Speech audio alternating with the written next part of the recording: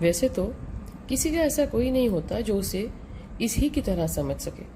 میرا بھی کوئی نہیں ہے جو مجھ سے میری طرح بات کرے، میری بات سمجھ پائے، میں کچھ نہ کہوں اور وہ جان جائے، یا میں کچھ کہوں اور وہ اس کے آگے پیچھے لگا کے جملے نہ بنائے، ہر وقت حساب نہ مانگے اور ہر وقت کا حساب نہ چاہے، جواب نہ چاہے. میں خود کو ہر ساتھ کٹہرے میں کھڑے محسوس نہ کروں، میں ڈر ڈر کے سانس نہ لوں، ملاقات کا، جذبات کا، ہر بات کا یقین دلانے میں قسمیں نہ کھانی پڑے. اچھا ہے، اچھا ہی ہے کسی کا کوئی ایسے نہیں ہوتا جیسے میں نے اوپر بیان کیا. اللہ کا ایسا ہی نظام ہے، جگہیں کمانی پڑتی ہیں. اس آزادی کی قدر کرنی چاہیے کہ اگر کسی کا کوئی پوچھنے والا، حساب مانگنے والا نہیں ہے، اور اس کو مثبت استعمال کرنا چاہیے. پہلے یہ سمجھ تو آئے کہ مثبت استعمال کیا ہے. مثبت استعمال ہے خود کو وقت دینا، جو خود کی سوچ کو اور اوروں کی سوچ کو وسیع کرنے میں مدد کرے. کام، نوکری، تعلقات، صحت اور بہت کچھ ہے. ہر انسان کبھی نہ کبھی تھک تو جاتا ہے نا، تنگ آ جاتا ہے، گھبرا جاتا ہے. کبھی کوئی راستہ نظر ہی نہیں آتا رونے اور دوائیوں کے سوا. ایک راستہ ہے بہت روشن، سب سے الگ اور جدا، منفرد اور مضبوط اور آزاد.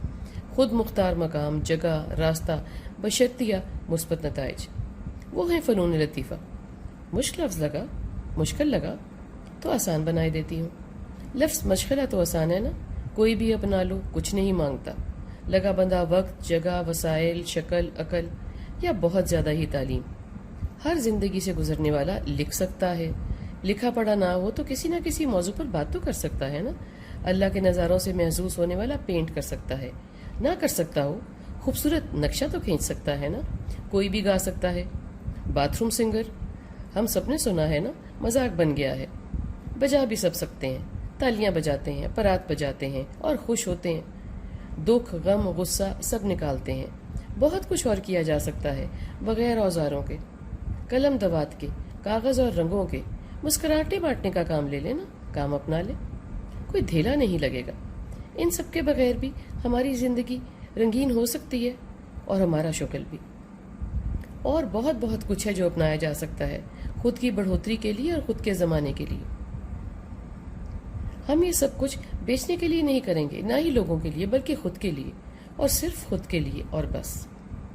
خود کے لیے کچھ بھی مثبت مشغلہ زندگی میں نئی روح پھونکتا ہے. میں خود کا بتاتی ہوں. پینٹنگ ہوا کرتی تھی میری دوست، مگر ایسے نہیں جیسے کہ تحریر ہے. کچھ باتیں چند الفاظ کورے کاغذ پہ، کچھ باتیں درمیان باتوں کے. میں خود بھی بعد میں محظوظ ہو لوں، اور بھی ہو لیں چاہیں تو. باتوں میں سے باتیں نکالیں، بھلے باتیں بنائیں، میری زندگی سے جوڑیں. خیر ہے. کوئی پوچھتا ہے آپ بیتی ہے، کوئی کہتا ہے کچھ تو ہوگا. کیا فرق پڑتا ہے اگر کسی کو میری کہانی سے کوئی مثبت فرق پڑے تو؟ میری ہنسی، میری آہیں، میری گہری تنہائی، چمکتے تیرتے آنسو، دھڑکتا دل اور بے ترتیب دھڑکنیں سب مجھ سے ہی بات کرتی ہیں، میری باتوں کا جواب دیتی ہیں. یا میرے بنتے سوال ہیں. جو بنت ہے بناتی ہیں.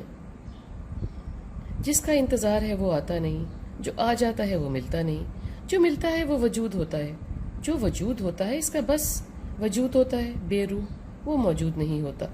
تو مجھ سے بات کس نے کرنی ہے؟ میں نے ہی نا. اور میں کون ہوں؟ میں ہوں میری تحریر، نہ کہ میرا شریر. یہاں جہاں آج کل میں موجود ہوتی ہوں بما وجود اور روح. یہاں ویسے تو سورج کا بکھرا اجالا اور اللہ کی ہوا کی رونق ہوتی ہے. جب میں وارد ہو جاتی ہوں کوئی بندہ پرندہ نہیں ہوتا. ہاں کبھی کوئی مکھی ہوتی ہے جس کے پیچھے کوئی کام والا بھاگ رہا ہوتا ہے مکھی مار لے کے. اکثر میرے ساتھ میرے علاوہ کوئی نہیں ہوتا. کبھی تو میرے ساتھ میں بھی نہیں ہوتی، بس آنے کو آ جاتی ہوں، جیسے یہ آنا بھی آٹو پہ لگا ہے. مگر کبھی تو ہم ڈھیر سے ہوتے ہیں جو سویر کھلنے سے پہلے ہی دماغ کھا چکے ہوتے ہیں، اور پھر وہ جھونکوں کی طرح میرے حواس کو کھا رہے ہوتے ہیں.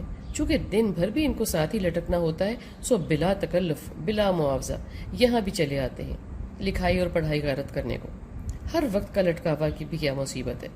ذرا دھکے دینا آتے ہو تو، جھٹکنا آتا ہو تو جب کام میں لگ جاؤ پھر ان کو آپ سے کوئی دلچسپی نہیں رہ جاتی. اور یہ ساتھی ایک ایک کر کے اللہ کے حکم سے سکون اور جان دونوں سے بھاگ جاتے ہیں.